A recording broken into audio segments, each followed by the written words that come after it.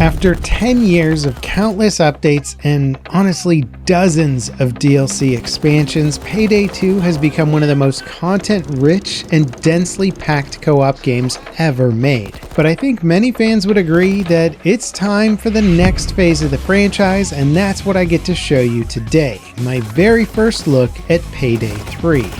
I got a chance to play a demo build of the game last week, and as someone that's played the Payday games over the years, I walked away from my time with the game very excited about its future. And the closed beta for Payday 3 is live today, and the full game is launching on September 21st for PC, Xbox Series consoles, and the PlayStation 5 with full crossplay this time. So now you can coordinate heists with your friends regardless of their platform, which is a huge upgrade to fans of the franchise.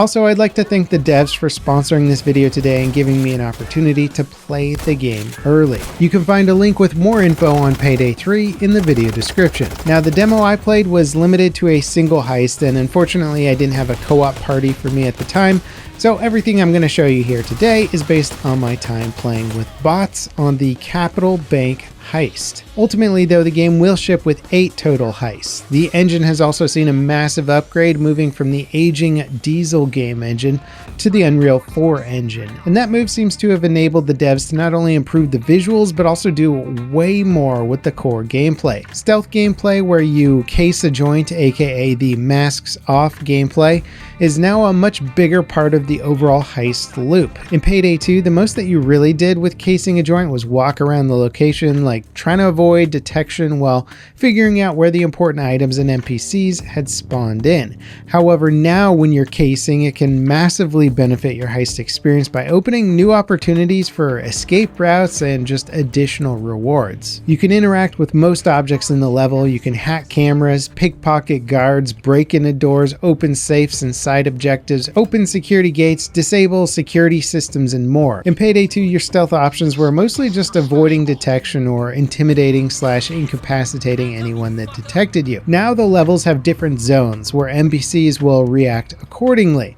For example, public areas such as the bank lobby, the threat of detection is pretty much minimal.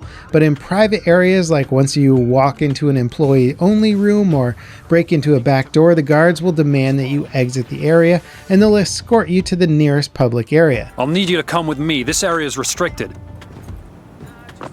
I don't want to see you back there again. However, resisting them will actually trigger an arrest. Following their commands will de-escalate their alert status, basically giving you a fresh start, but you are warned that if they catch you again, you will be arrested without a warning next time, so you kind of get like a single slip up here.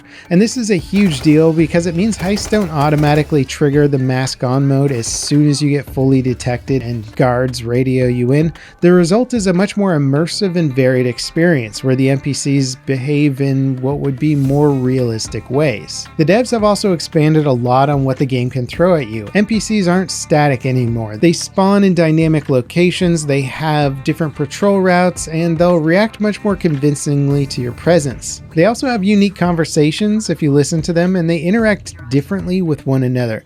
However, each of the runs is seeded, so if you feel like you were making good progress right up until you got caught or made a mistake, you can actually restart the run, and all of the dynamic NPCs and objects will restart at the same location as your first attempt. It's only when you queue up for a brand new heist or a brand new round that you'll get a new seed. And this is a really nice quality of life feature for new players, since it allows you to kind of meticulously learn a heist by not having to have all the guard positions and routes and stuff reset each time. Now, on this run here, I got caught at the start and I decided to take a different route, but I got caught again by the security guard while I was stealing his key card. However, he didn't realize that I took the card from him, so I was able to actually be escorted off the premise, then make another attempt, but this time I already had the key card. I then managed to just sneak past the guard and disable the security system. Then I shut off the power to the gate, but on my way back to the security computer, I was detected, and thus the heist went into masks on mode. But it taught me a lot about what routes I should take to try and minimize my exposure and improve upon it the next time. And even so, being so regularly spotted by the extremely reactive NPCs is a fun type of challenge.